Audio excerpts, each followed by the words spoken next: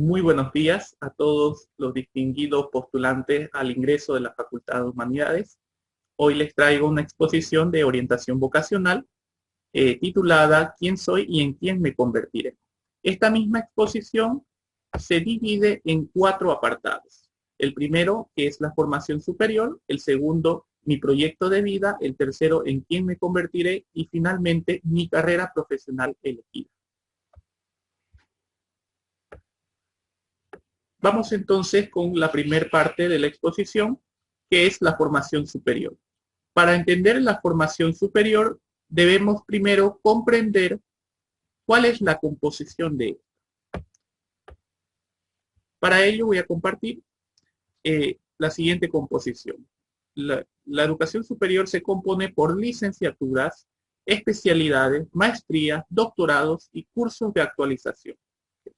Eh, Con esto estoy diciendo de que existe una jerarquía dentro de lo que es la composición de la educación superior. Nosotros entendemos que la educación superior comienza con las licenciaturas. En términos comunes se denominan pregrado. ¿Okay? Las especialidades, maestrías y doctorados se denominan como posgrado. Bien, vamos con la primera parte de nuestra exposición, denominada ¿qué es la formación superior? Para comprender la formación superior, debemos comprender primero cómo se compone esta. Es decir, que existe una jerarquía en cuanto a la formación superior. Una jerarquía que pasa primero por las licenciaturas, las especialidades, maestrías, doctorados y cursos de actualización. ¿Okay? Antes de la licenciatura existen otras categorías o jerarquías dentro de la educación superior. Educación superior entonces es toda la educación que viene posterior a secundaria. Entonces pueden haber estudios a nivel de técnico medio, como también pueden haber estudios a nivel de técnico superior, que esto sería antes de pregrado. Entonces el pregrado comienza en las licenciaturas. ¿Okay? Las licenciaturas pasan a las especialidades, de las especialidades a las maestrías y de las maestrías a los doctorados. Bien, la licenciatura se caracteriza por lo general, tiene una duración de 5 años. Las especialidades tienen una duración de 1 año y medio a 2 años. Esto es variante de acuerdo a la carrera que se elige. Las maestrías tienen una duración de 2 años y los doctorados de entre 2 años a 4 años. Los cursos de actualización, por otro lado, son cursos complementarios, es decir, de conocimientos complementarios que se pueden hacer paralelamente al estudio de una licenciatura, especialidad, maestría y doctorado. Es decir, que los cursos de actualización no están restringidos solamente por requisitos, solamente para las especialidades y maestrías, sino también para las licenciaturas. ¿Okay? Pero son cursos paralelos porque ofrecen conocimientos complementarios. Entonces, en este caso, nosotros, una vez que salimos del colegio, entonces nos instauramos en los cursos de pregrado. Por tanto, ya podemos entender de que estamos en una educación superior. Bien, por otro lado, hablamos de autonomía universitaria a la propia administración, gestión, control y manejo de propios recursos. ¿Okay? Hay que aclarar algo en esto porque no todas las universidades públicas son universidades autónomas, es decir, que no gozan de ese beneficio de descentralización en cuestión del manejo y control de sus propios recursos.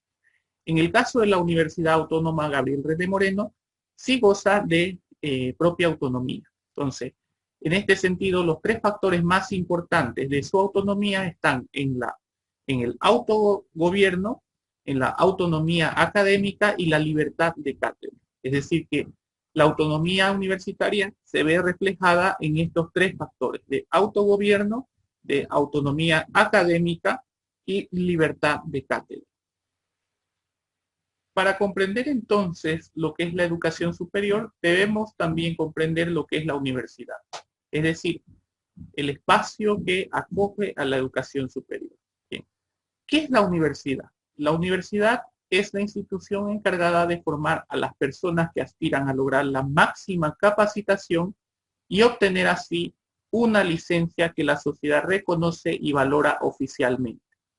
Los propósitos específicos que tiene la universidad son producción de nuevos saberes, transferencia de conocimientos y generar un cambio social. Vamos a explicar un poco respecto a estos propósitos. Bien, el primer propósito entonces es producción de nuevos saberes. ¿Qué significa la producción de nuevos saberes? Debemos entender que la universidad, en contraparte a la producción de nuevos saberes, no se dedica a reproducir viejos conocimientos, sino que los actualiza en realidad. Y es importante tomar en cuenta de que la actualización de conocimientos tiene un porqué. El porqué fundamental de producir nuevos saberes se refiere a que los contextos y las épocas siempre cambian. Entonces, por tanto, si la universidad solamente se dedicara a producir o a reproducir viejos saberes, entonces nunca estaría a la par con las necesidades de nuestra sociedad. Por otro lado, hablamos de transferencias de conocimientos debido a que la universidad imparte los mismos conocimientos de manera sistemática, es decir, que tiene una maquinaria metodológica para poder transferir esos conocimientos a las nuevas generaciones de profesionales. Generar un cambio social. La universidad tiene como propósito generar un cambio social debido a que toda la acumulación de conocimientos y la producción de nuevos saberes, así como también la transferencia de conocimientos a las nuevas generaciones de profesionales, no tienen una meta individual, es decir, no tienen un propósito de teorizar sobre un problema, sino de aplicar esos conocimientos para resolver una determinada problemática social. Entonces, fíjense que dentro de los propósitos existe una coerción, ¿verdad? Entre la producción de nuevos saberes, la transferencia de esos conocimientos o esos nuevos saberes y generar un cambio social.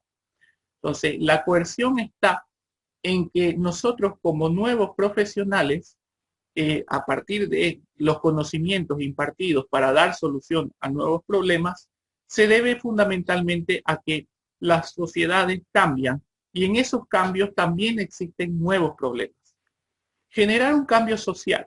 Este es el tercer propósito que cumple la universidad para con sus nuevos profesionales.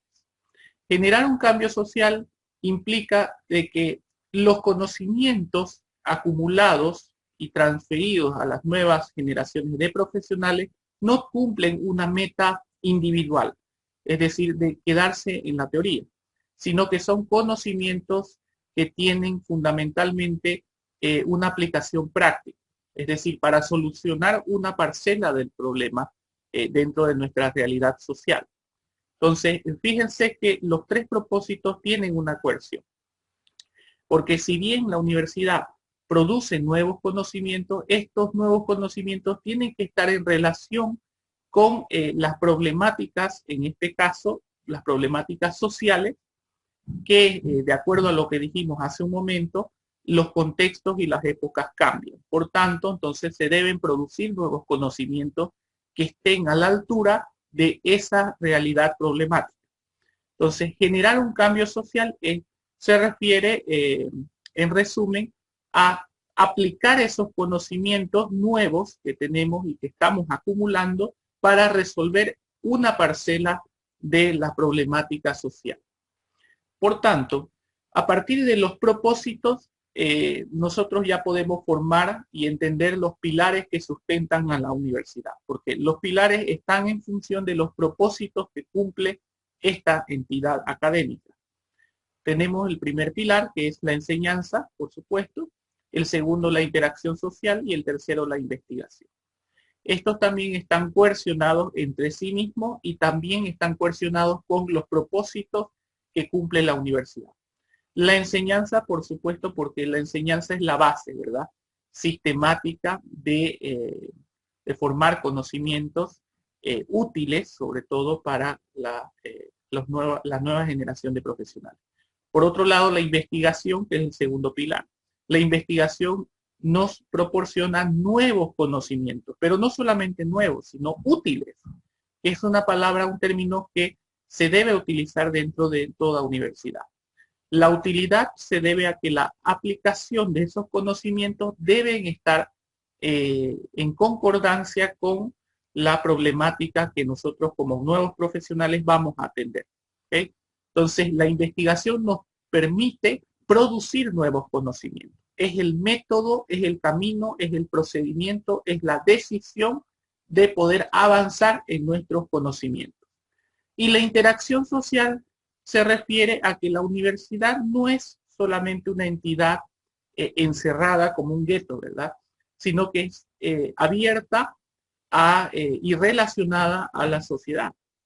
Si nosotros hablamos de generar un cambio social es porque necesitamos como universidad relacionarnos con el medio externo.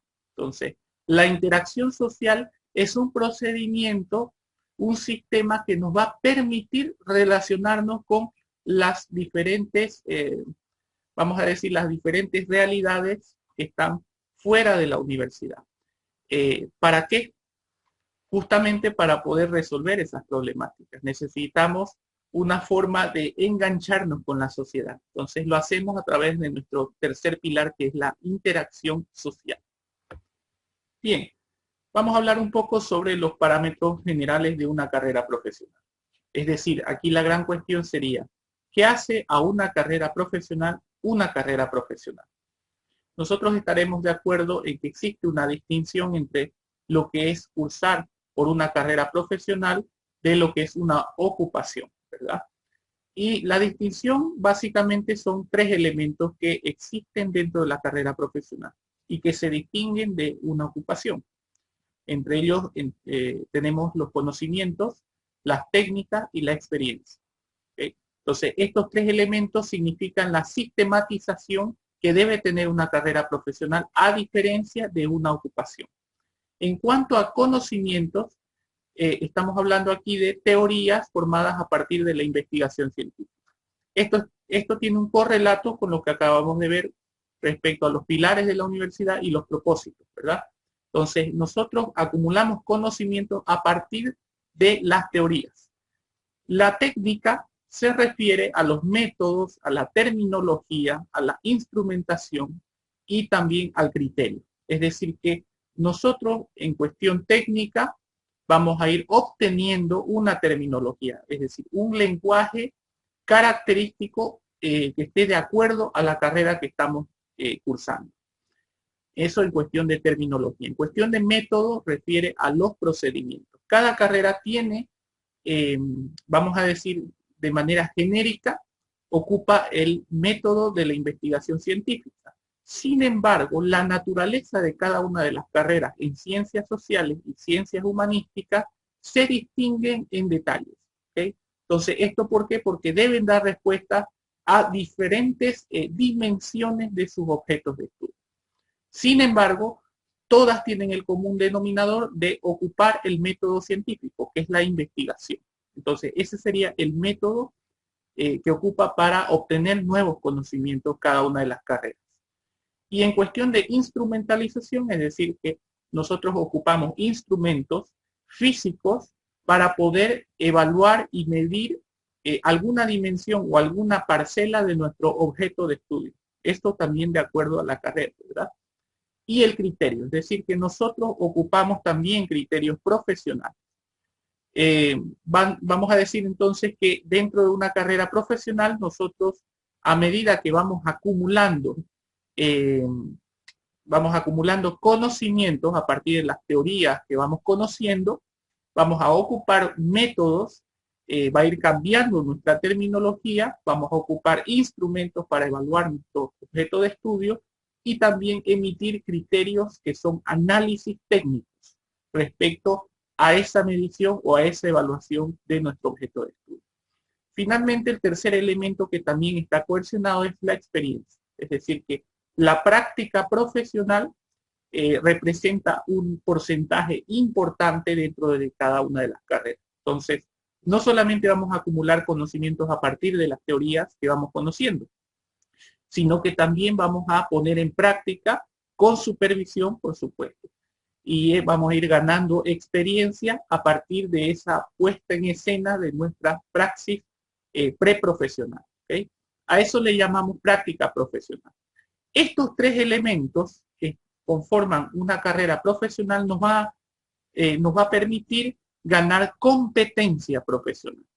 Las competencias profesionales son esas habilidades específicas que vamos a tener nosotros como resultado de cursar nuestra carrera a partir de estos tres elementos que les acabo de mencionar. Entonces, competencias profesionales quiere decir tener una habilidad para resolver un problema que esté mal planteado. Es decir, que vamos a llegar a un nivel de conocimiento donde nosotros, para identificar nuestro objeto de estudio, no vamos a necesitar que esté tan bien planteado el problema para poder dar solución a ese problema, sino que tenemos tanto criterio y tanto análisis que vamos a poder identificar incluso parcelas de un problema para poder dar solución. Y a eso nosotros le denominamos como competencias profesionales. En cuanto a lo que se distingue de una ocupación, la ocupación tiene también algunos elementos importantes, pero son distinguibles en relación a las carreras profesionales. Por ejemplo, en la ocupación nosotros tenemos técnica, ¿verdad? Tenemos instrumentos, tenemos terminología. También la terminología la vamos acumulando a partir de la evaluación de esa parcela del saber de nuestro objeto de estudio. Y la experiencia, que sería el segundo elemento, que es a partir de la práctica laboral. Entonces, la ocupación se entiende como una ocupación no desde el punto de vista académico, sino desde el punto de vista de la praxis laboral que nosotros hacemos. ¿Okay? Entonces, se darán cuenta de que hay algunas ocupaciones que no están a nivel académico, ¿verdad? Que no se enseñan en la universidad, sino que simplemente se ejercen. Entonces, a eso nosotros le llamamos ocupación. Y esto tiene bastante relación o está asociado, obviamente, a las necesidades económicas emergentes, ¿verdad? Entonces, que no nos permiten estacionarnos 5 años para comprender un objeto de estudio, sino que directamente tenemos que poner en práctica debido a esas necesidades naturalmente económicas que tenemos todos los ciudadanos. Bien, entonces la técnica por un lado nos va a permitir, es decir, la ocupación nos va a permitir la técnica en cuanto a instrumentos, porque necesitamos instrumentos, y también la terminología. También a medida que vamos ejerciendo nuestra ocupación, también vamos ganando esos términos y ese lenguaje técnico.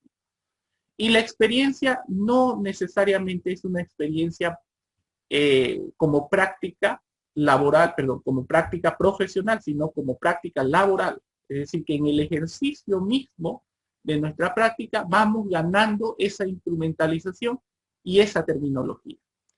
Esto como resultado del ejercicio de nuestra ocupación nos va a dar una habilidad muy específica, ¿okay? Que se diferencia de las competencias profesionales, porque son habilidades que deben resolver problemas que estén bien planteados. Esto es en diferencia, ¿verdad?, con las competencias profesionales que nosotros como resultado podemos analizar un objeto de estudio y podemos ganar también esa habilidad que nos va a permitir identificar un problema mal planteado. En el caso de la habilidad específica no va a ocurrir necesariamente eso, sino que vamos a ganar habilidades para resolver específicamente parcelas que estén bien planteadas de nuestro problema. Bien, ¿cómo está organizada la universidad? La universidad está organizada a partir de 3 estamentos. Es decir, el estamento administrativo, el estamento estudiante y el estamento docente. A ver, en el estamento docente nosotros ya entendemos que el docente es aquel que imparte a partir de su propia metodología los conocimientos que necesitan las nuevas generaciones.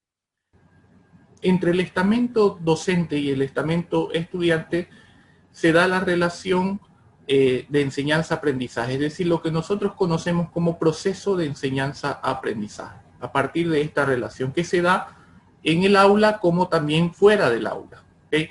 debido a que la universidad, en su proceso de enseñanza-aprendizaje, también se tiene estipulado aprender dentro del aula como aprender dentro de las instituciones académicas que conforman cada una de las carreras. ¿Okay? Por otro lado, también tenemos el estamento administrativo. Muchas personas desconocen el trabajo administrativo que se hace dentro de una universidad. Sin embargo, este estamento es importantísimo y no queda relegado dentro del proceso de enseñanza-aprendizaje. Solamente que el trabajo administrativo se da de manera indirecta, es decir, apoyando el proceso de enseñanza-aprendizaje, no tanto involucrándose de manera directa en ese proceso de enseñanza-aprendizaje entre los estamentos de estudiantes y docentes. Pero el trabajo es apoyar, es decir, se puede apoyar desde múltiples maneras. ¿Okay? Se puede apoyar desde el trabajo muy loable que se hace de limpieza, por ejemplo, como también se puede apoyar fortaleciendo a través de las unidades administrativas, fortaleciendo el trabajo dependiendo de la naturaleza de ese proceso de enseñanza-aprendizaje que se da en el aula. ¿Okay? Entonces, el trabajo administrativo sería el trabajo del tercer estamento. Bien, académicamente la universidad se compone por facultades. Cada una de las facultades tiene un cúmulo de carreras que comparten un mismo objeto de estudio, sin embargo, los procedimientos varían entre una carrera y otra, pero básicamente comparten ese mismo objeto de estudio. De esto vamos a hablar más adelante.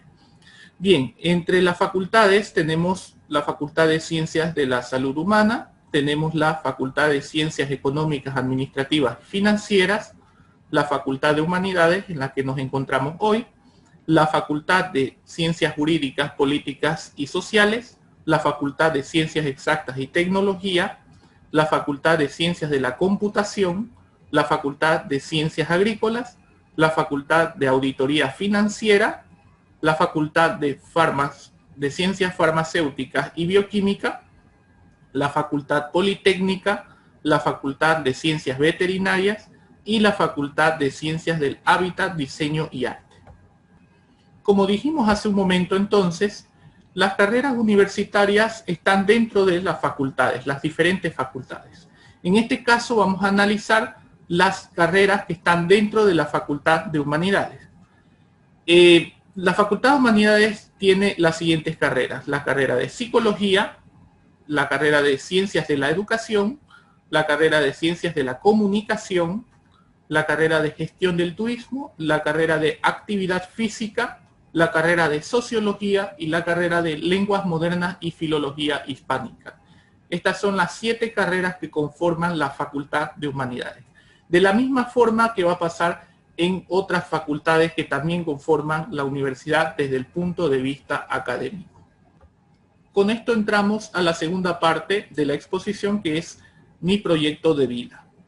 Esta representa una parte más subjetiva, es decir, que se van a proporcionar lineamientos importantes que forman parte de la toma de decisiones. ¿Okay? La toma de decisiones en este momento crucial de transición es probablemente una de las etapas más importantes para el nuevo postulante a la Facultad de Humanidades. Por tanto, es de suma consideración tomar en cuenta estos lineamientos que vamos a compartir en un momento. ¿Cómo debo tomar una decisión? Al menos tenemos que tomar en cuenta 4 factores en el momento de elegir una carrera profesional. Es decir, debo tomar en cuenta el autoconocimiento, la información, la formación de metas, expectativas y los valores. En cuanto al autoconocimiento, queda reflejado en conocer nuestras propias habilidades y también nuestras propias limitantes, conocer nuestros propios intereses vocacionales y nuestro propio tipo de personalidad. Estos 3 subfactores entonces van a ser los que me permitan compatibilizar o no compatibilizar con la carrera que yo estoy eligiendo. El segundo factor es la información. La información en cuanto a la carrera universitaria que estamos eligiendo y la información en cuanto a la demanda laboral. La información en cuanto a la carrera debe ser información útil. Esta generalmente queda reflejada en conocer los propósitos que cumple la carrera que estamos eligiendo, la misión, la visión y también el campo laboral y las diferentes especializaciones. Por otro lado, también el tipo de demanda laboral. Ustedes sabrán que hay carreras que no tienen tanta demanda laboral, que están un poco más saturadas que otras, ¿verdad? Si bien no es importante al 100% para elegir una carrera, no obstante, es bueno no cerrarse a conocer este tipo de información en cuanto a su demanda laboral. La idea fundamental de nuestra vocación debe ser una proyección a futuro, ¿verdad? Entonces, si estamos hablando de una proyección a futuro, no nos quedemos con una información del presente, sino también tratemos de conocer qué es lo que, a qué nosotros tenemos que enfrentarnos más adelante. Entonces, en este caso es bueno ponderar desde el punto de vista ya individual si la carrera tiene mayores oportunidades o no tiene tantas oportunidades en el mercado laboral. ¿Okay? El tercer factor entonces es la formación de metas y expectativas. Esta queda reflejada en la formulación de objetivos a largo plazo. Como dije hace un momento, entonces vale no quedarse en la información en el presente, sino también verse reflejado, verse proyectado a futuro. Y esto implica formularse objetivos a largo plazo. Entonces, desde hoy conviene que nosotros vayamos formulando esos propósitos como si fuesen las expectativas que yo tengo, tanto de la carrera como más adelante de la carrera. Bien, y finalmente tenemos a los valores. Los valores quedan reflejados en la disciplina, el compromiso y la actitud crítica y el autocontrol, siendo la disciplina y el compromiso los valores más importantes en el nuevo profesional. ¿Okay? Estos son cultivados, por supuesto, desde periodos tempranos, desde primaria, secundaria, pero también son desarrollados en la universidad y son muy importantes para el ejercicio posterior del nuevo profesional, especialmente la disciplina, debido a que la disciplina no es otra cosa que dar respuesta sin la necesidad de una presión externa. ¿Okay? Entonces, esto de la disciplina es a tomarlo en cuenta, por supuesto, y es muy infravalorado en nuestra sociedad, lastimosamente, pero es algo que nosotros debemos repensar ya estando dentro de la universidad. La disciplina nos puede llevar más lejos que incluso la misma inteligencia. Eso es lo que demuestran los mismos teóricos, los mismos autores en ciencias sociales. Bien, en este punto entonces vamos a hablar sobre los factores externos que afectan nuestra decisión. ¿Okay? Es importante saber de que no todo dentro de nuestra decisión corresponde a nuestra propia subjetividad. Es decir, que nuestras decisiones en gran medida se ven influenciadas por factores externos. Esto ocurre lógicamente porque nosotros somos seres que nos relacionamos con el medio externo. Y en la medida que nos relacionamos con el medio externo, de alguna manera este nos logra influenciar. Entonces es importante conocer cuáles son esos factores que posiblemente estén contaminando nuestra decisión, con el afán solamente de diferenciar lo que corresponde a nuestra voluntad de lo que no corresponde a nuestra voluntad en nuestras decisiones. Uno de ellos es la presión familiar, otro es el entorno social inmediato, otro es la influencia de los medios de comunicación y las redes sociales también, y la obtención de prestigio social. La presión familiar representa uno de los factores externos más importantes que afectan nuestras decisiones profesionales. Sin embargo, no es bueno comprender esta presión familiar como un aspecto negativo en nuestras decisiones propiamente, sino también tomarlo como un aspecto positivo. Es decir, consideremos la presión familiar como el resultado de las relaciones que hay entre nuestro entorno más cercano y nuestras decisiones. En este sentido, entonces, dependiendo de todas las exposiciones a determinadas situaciones en las que nosotros hemos estado desde muy pequeños y que estas situaciones han estado relacionadas con los oficios, ocupaciones o profesiones de nuestros padres, inherentemente nosotros vamos a vernos influenciados de alguna manera. Entonces, veámoslo de esa manera. No lo veamos desde un aspecto negativo en el sentido de que nuestros padres nos han impuesto una profesión. ¿Ok? sino desde su aspecto positivo, que es el resultado de esa relación que hemos tenido con nuestro entorno más cercano. Entonces, esto debemos analizarlo, por supuesto, porque la presión familiar es muy natural en nosotros. Al decir que hay una relación directa de nuestro entorno con nuestras decisiones, estamos diciendo que es natural, que esto pasa a todos. Entonces, lo que debemos hacer es analizar si parte de esa influencia familiar también yo estoy tomando parte de esa decisión. Es decir, analizar cuánto es el porcentaje de decisión que yo tengo sobre esa influencia externa. La presión familiar representa uno de los factores externos más importantes que afectan nuestras decisiones profesionales. Sin embargo, no solamente debemos analizar esto desde su aspecto negativo, sino también desde su aspecto positivo. Desde su aspecto positivo podemos analizarlo como una influencia muy natural que es el resultado de la relación que hay de muy temprana edad con nuestros familiares, es decir, entre las decisiones que tomamos y nuestro entorno más cercano. Entonces, naturalmente, todos nos vemos influenciados por la participación y relaciones que hemos tenido desde tempranas edades, nos vemos muy influenciados por nuestra familia. Entonces, eso desde su aspecto positivo. Desde su aspecto negativo podemos tomarlo como una imposición directa y resonante de nuestros padres sobre nuestras decisiones. ¿Okay? Entonces, lo que tenemos que hacer nosotros para manejar esta presión familiar es simplemente analizarlo desde un grado de relación, no desde un grado de presión propiamente, sino de relación. Es decir, que podemos poner en la balanza, en el momento de decidir por una carrera, en la balanza lo mejor o los consejos que mejor nos pueden dar desde nuestra familia. Poner en la balanza significa de que no solamente va a ser el único factor, ¿verdad? Sino también el conocimiento que nosotros tenemos sobre nuestras propias decisiones. Entonces, tenemos que pensar de que un consejo no puede convertirse en una decisión voluntaria, es decir, algo que está partiendo de nosotros. Y una vocación representa nuestro futuro, es decir, nuestra proyección y nuestras metas a largo plazo. Por tanto, debemos tomar un consejo no como una imposición, sino solamente como un consejo de la familia hacia lo que nosotros estamos decidiendo. Por otro lado, el entorno social inmediato. Si bien este no representa el factor externo más importante, no obstante, en algunos casos suele ser muy perjudicial.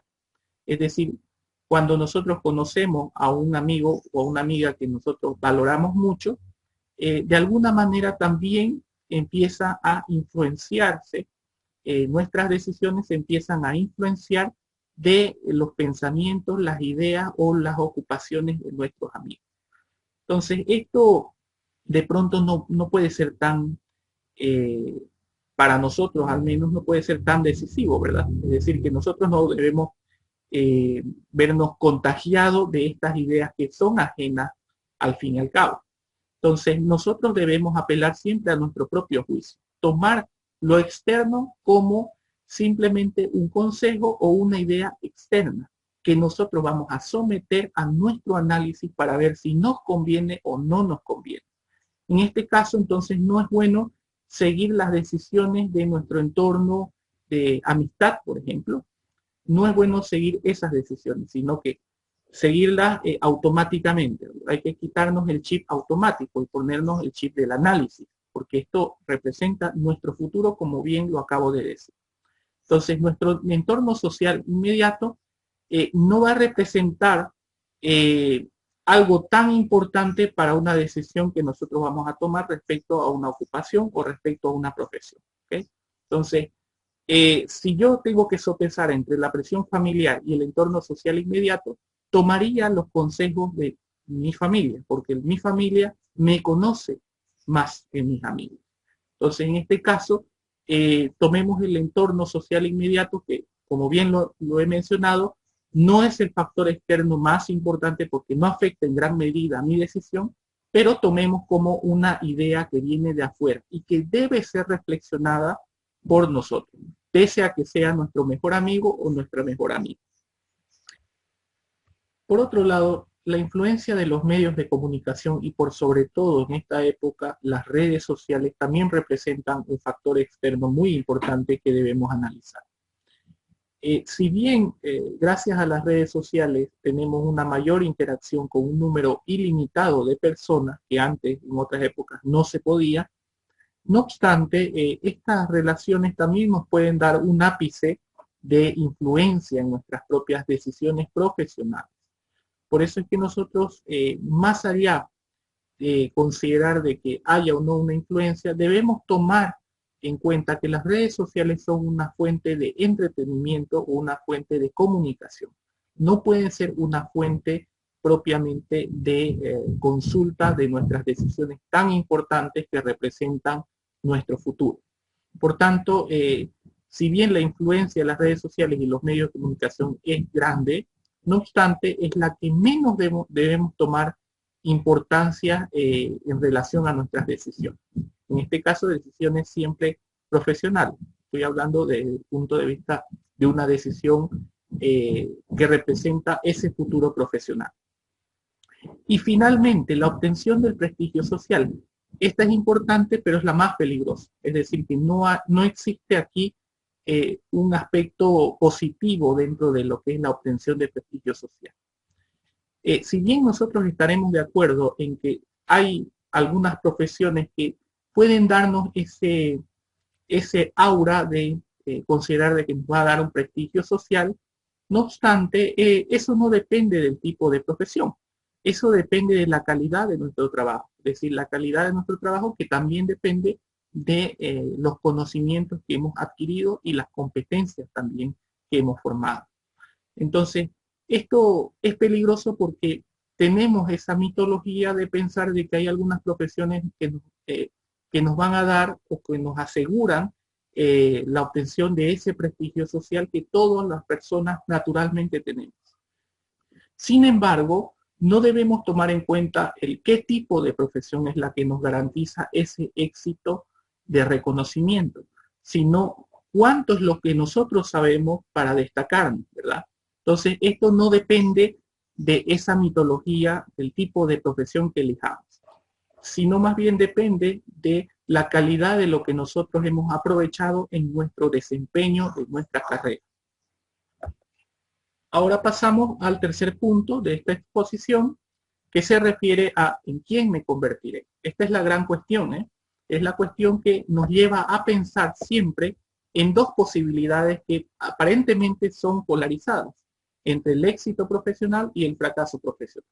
Vamos a tratar de analizarlo desde 3 puntos para cada una de las polaridades aparentes y sacar alguna idea que pueda sernos útil para saber cómo proyectarnos a futuro.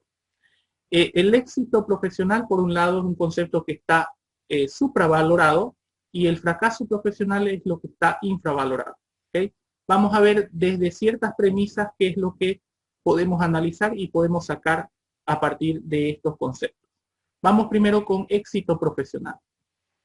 No ha nacido un ser humano que no aspire a tener éxito profesional. Esto es cierto, creo que lo hemos escuchado en varias oportunidades y representa una verdad, representa una realidad para el profesional.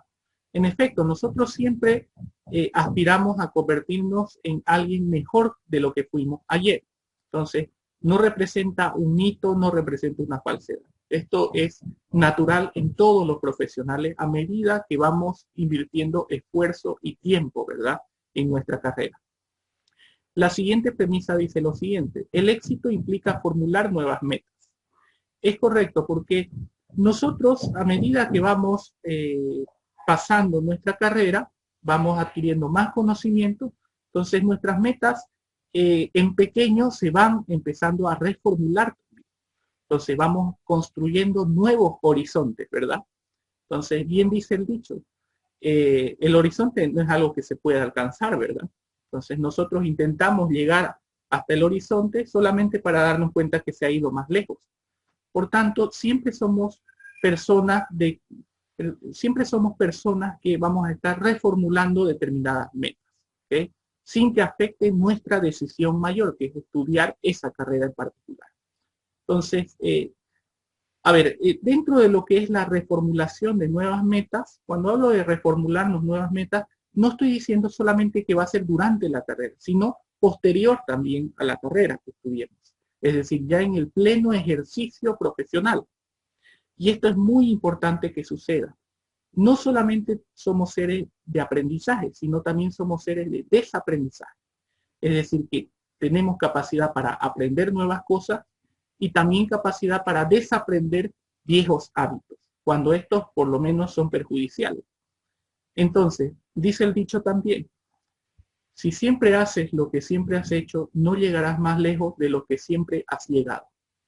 Esto es importantísimo porque permite analizar de que el concepto de reformular metas de pronto no es tan malo, sino que es algo natural o que debe nacer de manera natural en todos los profesionales. Todos debemos tener la capacidad de restablecer o reformular metas. Y la última premisa en relación al éxito profesional. La palabra éxito proviene del latín que significa exceder, como dijimos hace un momento. Esto es importantísimo a tomarlo en cuenta porque éxito no significa necesariamente que seamos eficaces o que hagamos las cosas con calidad, sino de que nos excedamos haciendo las cosas. Es decir, por ejemplo, traducido esto ya en el tránsito de la carrera, podríamos representarlo como excedernos en el estudio, excedernos en la lectura, por ejemplo. Esa es una forma de tener éxito. Las personas que terminan haciendo las cosas con calidad, generalmente es porque han dado un tiempo adicional a su estudio, a las lecturas, a los resúmenes, a los mapas conceptuales, etcétera, etcétera.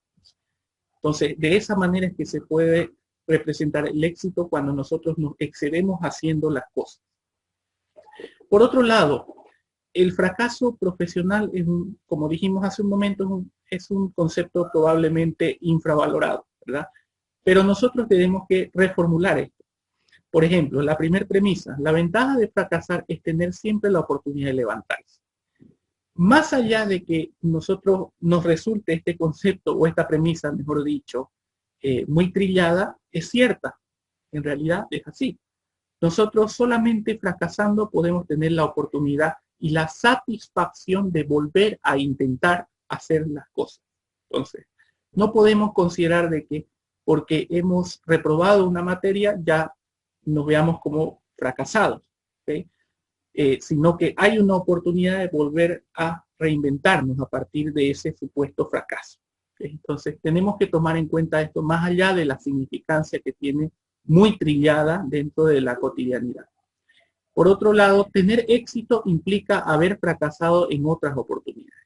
Ninguna persona que hace las cosas con calidad ha podido hacerlas sin, de alguna manera, haber fracasado en oportunidades pasadas.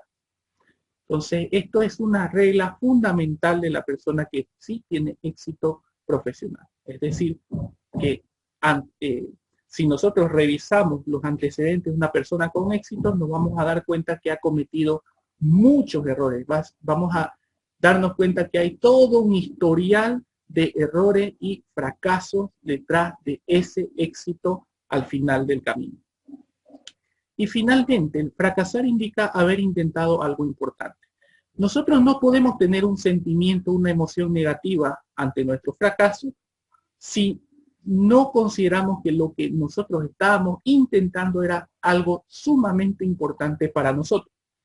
Entonces, el fracaso no lo veamos como la culminación de algo, sino simplemente como un obstáculo a cruzar. Y eventualmente nosotros lo vamos a cruzar, por supuesto, lo vamos a pasar por encima.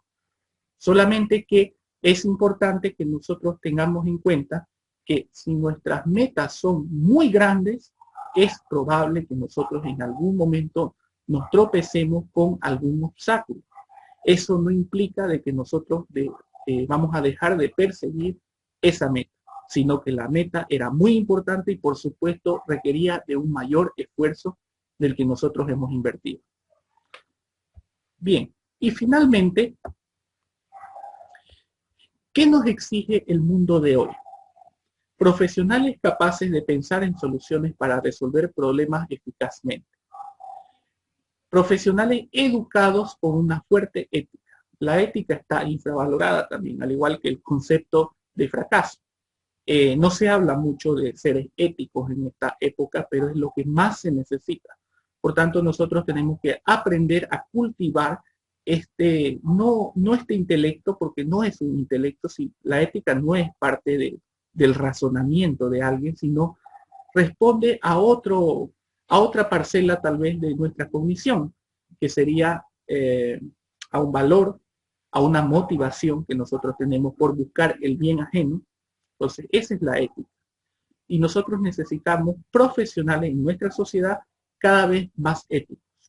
Y finalmente, los profesionales que sepan realizar cambios profundos en el sistema. Es decir, que de nada sirve si nosotros no nos superamos todos los días, ¿verdad? Ya en el ejercicio de nuestra profesión nos damos cuenta de que el sistema eventualmente tiene que cambiar. Entonces, se tiene que reinventar.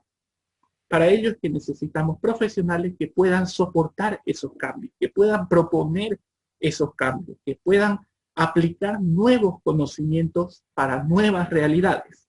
Y eso es lo que se exige del profesional en el mundo de hoy. Bien, con esto entonces concluimos con las primeras partes de la exposición y vamos a pasar inmediatamente ya a la parte de todos los conocimientos que implican nuestra carrera, la carrera que estamos eligiendo dentro de la Facultad de Humanidades. Bien, ser profesional en el mundo de hoy. ¿Qué nos exige el mundo de hoy? Nos exigen profesionales capaces de pensar en soluciones para resolver problemas eficazmente. Esto va a depender mucho de las habilidades y las competencias que vamos a ir ganando a medida que cursemos nuestra currícula. Los profesionales educados con una fuerte ética. Estamos en un periodo de tiempo que probablemente esto está infravalorado, que es la ética. Sin embargo, la ética es muy importante del profesional. Es importante no tanto por el tema intelectual en sí mismo, porque esto no responde a un saber, responde más bien a una moralidad, responde más a un aspecto de valor, un aspecto valorativo en las personas, en los seres humanos y los profesionales en particular. Entonces, es importante, así como vamos ganando competencias a medida que avanza nuestra currícula, también tenemos que ir ganando ética, esa moralidad que la sociedad espera de los nuevos profesionales. Tenemos otro que es los profesionales con mayores competencias. Como lo dijimos, esto se relaciona con el primer punto, que tiene que ver con la eficiencia y la eficacia que debe tener un profesional. Y finalmente, los profesionales que sepan realizar cambios profundos en el sistema. Esto es muy esperable y muy loable, por supuesto, de los nuevos profesionales. Entonces, para esto se necesita pensamiento crítico, por supuesto. Es decir, que no solamente basta con acumular conocimientos, sino también saber dónde aplicarlos, cómo aplicarlos, en qué espacio de la realidad se necesita nuestro trabajo. Y a partir de eso generar lógicamente cambios. Es decir, que la sociedad no solamente espera un profesional que tenga un cúmulo de conocimientos, sino también la sociedad espera reinventarse a partir de los nuevos profesionales. Entonces, esto tiene que ver con casi todo lo que nosotros hemos hablado en esta exposición. Bien, con eso entonces terminamos estos 3 primeros puntos de nuestra exposición y vamos a pasar entonces al último punto que refieren a estos aspectos particulares de la carrera elegida.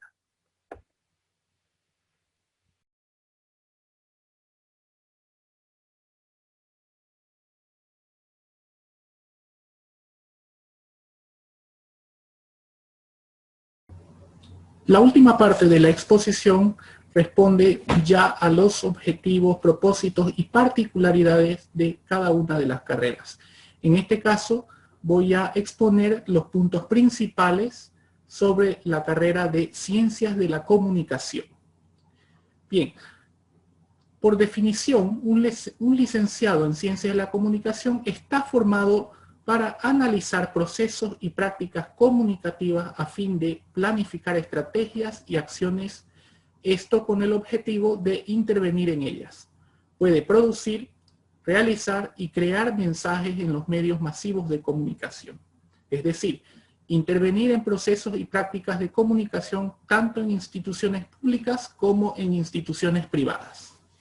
La duración de esta carrera es de 10 semestres, la modalidad es semestral, el título académico obtenido es licenciado en Ciencias de la Comunicación.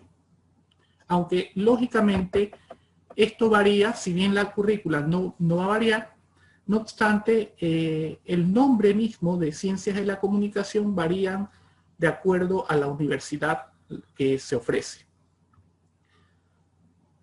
Las universidades públicas que ofrecen la carrera de Ciencias de la Comunicación son la Universidad Autónoma del Beni José Bolivián, la Universidad Mayor de San Andrés en La Paz, la Universidad Mayor de San Simón en Cochabamba, la Universidad Mayor Real de San Francisco Javier en Sucre, la Universidad Técnica de Oruro, la Universidad Pública del Alto y la Universidad Amazónica de Pando.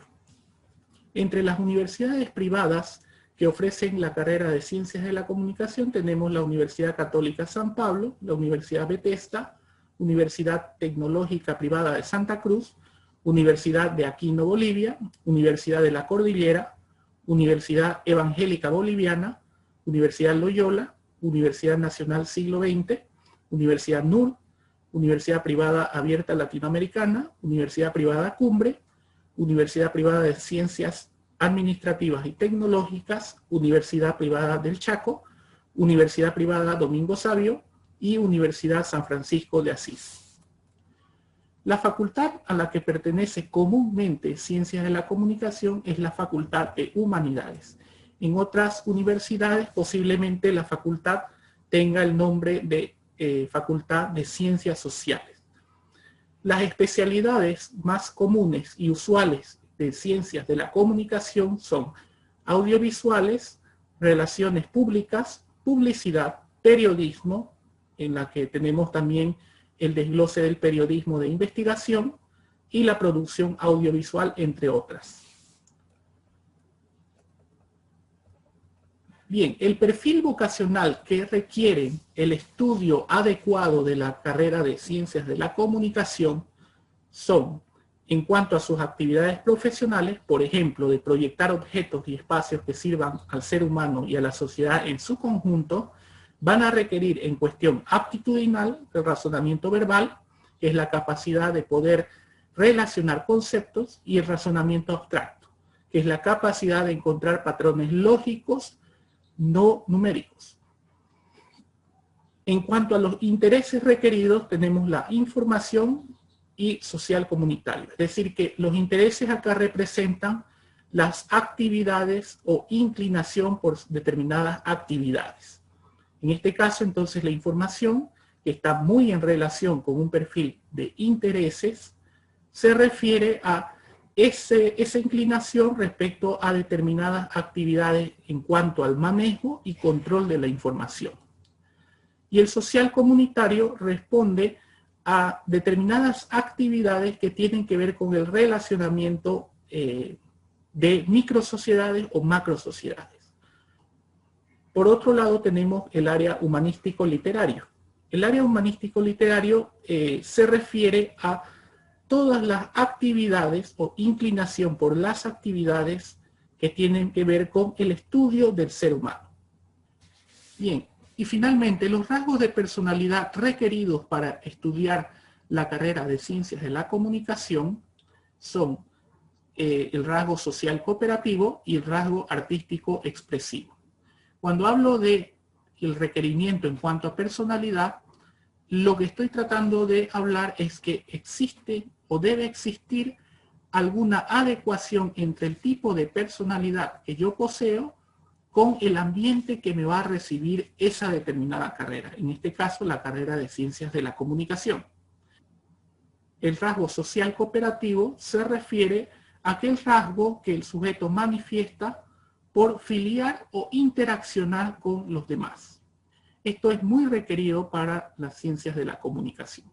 Y por otro lado, el rasgo artístico expresivo, que le va a permitir al sujeto acomodar su personalidad a ambientes de invención y creatividad. Entonces, estos son los rasgos más importantes para la carrera de Ciencias de la Comunicación. Para mayor información, sugiero que consulten el diccionario de carreras de la Unidad de Orientación Vocacional y Profesional de la Facultad de Humanidades, que se encuentra en nuestra página de Facebook, Unidad de Orientación Vocacional y Profesional, y también vamos a colocar el link en la parte de abajo de este video. Bueno, ha sido un gusto y nos vemos en una nueva oportunidad.